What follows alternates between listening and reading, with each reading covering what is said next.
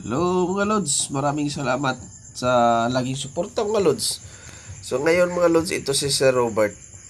Pumunta siya dito para kumuha ng Rhode Island chicks. Pero bago niya kunin ang mga sisiyo, pumunta muna siya sa aking farm. Gusto niyang makita ang loob.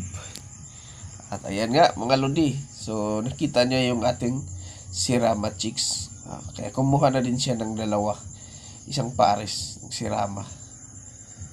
Yan, laging nakatawa si Sir Robert. Ang bait. So, yan.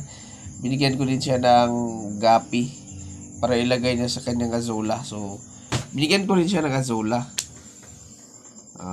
Kasi naghahanap daw siya ng azula at wala siyang makita. Kaya yan, binigyan ko siya ng azula. May kasamang gapi pa. So, ayan. Palabas na sila mga Lodi. Ito yung mga nakuha nila. 13 heads na Rhode Island chicks. Ayan.